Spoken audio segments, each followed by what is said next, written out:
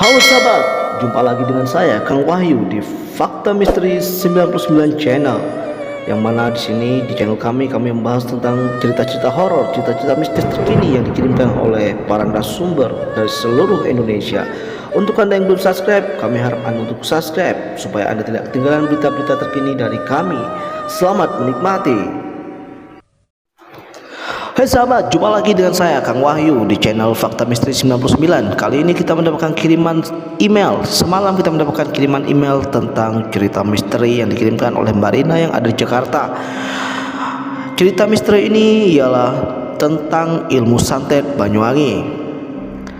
Tapi sebelum kita mulai ceritanya, alangkah baiknya jika Anda bersedia untuk mensupport channel kecil ini dengan cara menekan tombol like, komen, dan subscribe. Supaya apa? Supaya kita terus berkembang dan terus semangat untuk membuat dan mencari cerita-cerita misteri berikutnya. Mari kita lanjut ceritanya sahabat. Mbak Rina adalah seorang gadis cantik yang baru saja lulus SMA. Dan ia ingin melanjutkan kuliah di Jakarta. Dia berasal dari sebuah desa kecil di Banyuwangi yang masih kental dengan adat istiadat dan kepercayaan lokal. Ayahnya adalah seorang dukun yang dihormati oleh warga desa karena dia bisa menyembuhkan berbagai penyakit dan mengusir roh-roh jahat. Sedangkan ibunya adalah seorang ibu rumah tangga yang taat beragama dan selalu mendukung suaminya. Rina sangat bersemangat untuk pergi ke Jakarta karena dia ingin melihat dunia yang lebih luas dan mengejar cita-citanya. Dia juga ingin lepas dari bayang-bayang ayahnya yang selalu dianggap sebagai orang sakti dan ditakuti oleh banyak orang. Rina ingin hidup normal seperti gadis-gadis lainnya tanpa harus khawatir tentang hal-hal mistis yang sering terjadi di desanya. Namun, tidak semua orang senang dengan keberangkatan Rina. Ada seorang pemuda yang diam-diam mencintai Rina, namanya Andi. Andi adalah anak dari tetangga Rina dan juga seorang dukun. Andi selalu iri dengan Rina karena dia merasa Rina lebih pintar, lebih cantik, dan lebih beruntung darinya. Andi juga merasa Rina tidak pantas pergi ke Jakarta karena dia akan melupakan segala sesuatu tentang desanya dan orang-orang yang mencintainya. Lalu Andi pun merencanakan sesuatu yang jahat untuk menghalangi keberangkatan Rina. Dia meminta bantuan ayahnya untuk melakukan santet terhadap Rina. Ayahnya awalnya menolak karena dia tahu bahwa santet adalah perbuatan dosa dan bisa membawa malapetaka bagi pelakunya. Namun Andi terus memaksa dan mengancam ayahnya sampai akhirnya ayahnya menyerah. Ayah Andi pun mengambil selai rambut Rina yang tersangkut di pagar rumahnya. Dia membawanya ke sebuah tempat rahasia di hutan, di mana dia menyimpan berbagai benda-benda pusaka yang digunakan untuk santet. Dia mengambil sebuah boneka dari tanah liat yang berbentuk seperti Rina dan menancapkan rambut Rina di kepala boneka itu. Kemudian dia mengambil sebatang jarum yang sudah dicelupkan ke dalam racun ular dan menusukkannya ke dada boneka itu. Sontak saja Rina yang sedang bersiap-siap untuk berangkat ke Jakarta merasakan sesak nafas dan nyeri di dadanya. Dia berteriak minta tolong dan segera dibawa ke rumah sakit. Dokter yang memeriksanya tidak bisa menemukan penyebab gejalanya dan hanya memberinya obat penenang. Rina pun tertidur lelap tanpa sadar bahwa dia sedang disantet oleh Andi. Keesokan harinya Rina terbangun dengan tubuh yang lemas dan pucat.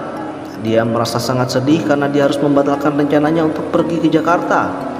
Dia tidak tahu apa salah dengan dirinya dan mengira dia hanya sakit biasa.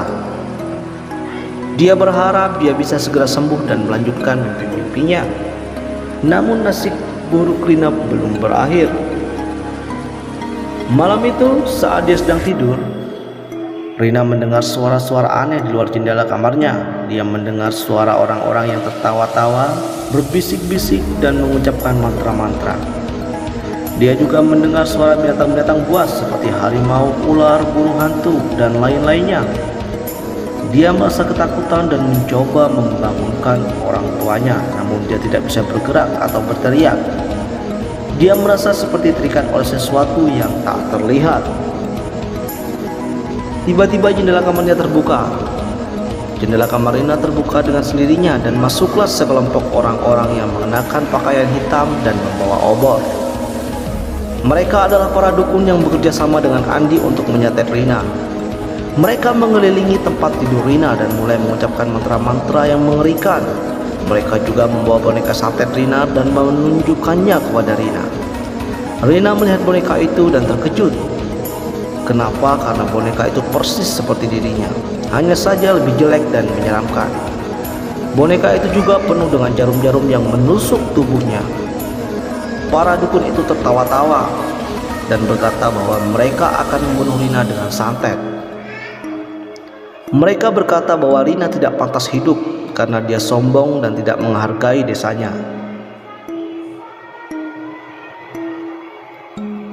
Mereka juga berkata bahwa Andi adalah orang yang mencintai Rina dan dia akan mendapatkan Rina setelah Rina mati. Mereka mengatakan bahwa mereka akan membawa Rina ke alam gaib di mana Rina akan disiksa selamanya oleh roh-roh jahat. Rina merasa sangat kecewa dan ketakutan serta marah. Dia tidak percaya bahwa Andi adalah orang yang menyantetnya. Dia juga tidak percaya bahwa orang-orang yang begitu jahat dan iri kepada dirinya. Dia hanya berdoa kepada Tuhan dan meminta pertolongan. Dia juga berusaha melawan santet itu dengan kekuatan pikirannya. Tiba-tiba terdengar suara petir yang menggelegar dan kilatan cahaya yang menyilaukan. Sebuah angin kencang berhembus dan menghembuskan para dukun itu ke dinding. Obor-obor yang mereka bawa padam dan boneka santet Rina terbakar. Rina merasakan sesuatu yang lepas dari tubuhnya dan dia bisa bergerak dan berteriak lagi. Orang tua Rina yang mendengar teriakan Rina segera datang ke kamar Rina. Mereka melihat Rina dalam keadaan ketakutan dan para dukun yang terkapar di lantai. Mereka juga melihat sisa-sisa boneka santet Rina yang masih menyala. Mereka langsung mengerti apa yang terjadi dan mereka merasa marah dan sedih. Ayah Rina mengambil sebilah pisau dan berjalan mendekati para dukun itu. Dia ingin membunuh mereka karena mereka telah menyantet anaknya. Namun sebelum dia sempat melakukannya, dia mendengar suara Andi yang memanggil-manggil namanya.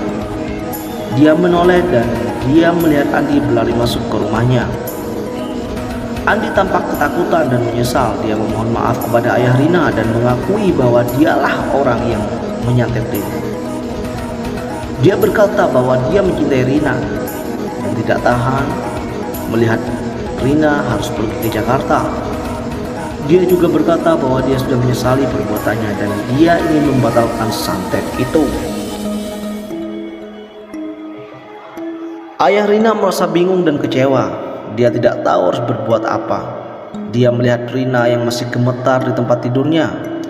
Dan dia juga melihat Andi yang masih berlutut di depannya. Dia merasa kasihan kepada Andi karena dia tahu bahwa Andi adalah anak yang baik. Hanya saja tersesat karena cinta. Dia juga merasa kasihan kepada Rina karena dia tahu bahwa Rina adalah anak yang berbakat, hanya saja terhalang oleh santet. Akhirnya ayah Rina memutuskan untuk memaafkan Andi dan membiarkannya pergi. Dia juga memutuskan untuk menyembuhkan Rina dan membiarkannya pergi ke Jakarta. Ayah Rina berharap bahwa Rina bisa melupakan kejadian itu dan melanjutkan hidupnya. Dia juga berharap bahwa Andi bisa mengubah sikapnya dan mencari cinta yang lain yang lebih bisa menerimanya. Dia berpesan kepada Andi agar tidak pernah lagi melakukan santet karena santet adalah perbuatan yang melanggar hukum Tuhan dan manusia. Dia juga berpesan kepada Rina agar tidak pernah lagi membenci Andi karena Andi adalah orang yang masih memiliki hati, hanya saja salah jalan. Rina dan Andi pun saling memandang dan merasakan perasaan yang bercampur aduk. Rina merasa marah, sedih dan takut kepada Andi karena Andi telah menyantetnya. Dialah penyebab Rina menjadi gagal berangkat ke Jakarta. Andi merasa malu dan menyesal dan cinta kepada Rina karena Rina telah memaafkannya. Mereka tidak bisa mengucapkan apa-apa, hanya diam dan menunduk. Ayah Rina kemudian mengusir para dukun itu dari rumahnya dan mengancam akan melaporkan mereka ke polisi.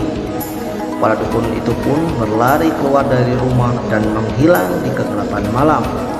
Ayah Rina juga mengambil sisa-sisa boneka santet Rina dan lantas membakarnya di halaman rumah. Ayah Rina berdoa kepada Tuhan dan meminta perlindungan untuk keluarganya. Beberapa hari kemudian, Rina sudah pulih dari sakitnya dan dia siap berangkat ke Jakarta. Rina membawa koper dan tasnya dan berpamitan kepada orang tuanya. Orang tuanya memeluknya dengan erat dan memberinya berkah dan nasihat. Mereka juga memberinya uang dan barang-barang yang dibutuhkan. Mereka berharap Rina bisa sukses di Jakarta dan tidak lupa asal-usulnya. Rina pun berangkat ke stasiun dan menaiki kereta api. Dia melihat pemandangan desanya yang indah dan merasa rindu. Dia juga melihat Andi yang berdiri di pinggir jalan dan melambai-lambaikan tangannya. Dia tidak tahu apa yang harus dirasakan. Dia hanya mengangguk dan tersenyum tipis. Rina pun pergi ke Jakarta dan memulai kehidupan barunya. Dia belajar di universitas yang terkenal dan bertemu dengan teman-teman baru. Dia juga menikmati berbagai fasilitas hidup dan hiburan yang ada di kota besar.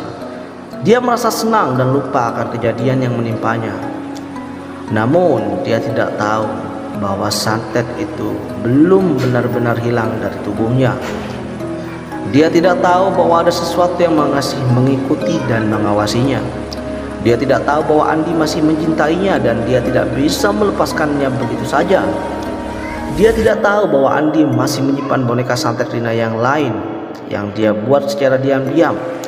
Dia tidak tahu bahwa Andi masih berencana untuk menyantet Rina lagi dengan cara yang lebih kejam dan mengerikan.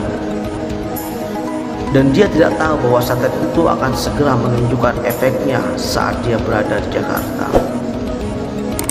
Kita akan lanjut sahabat ke part kedua.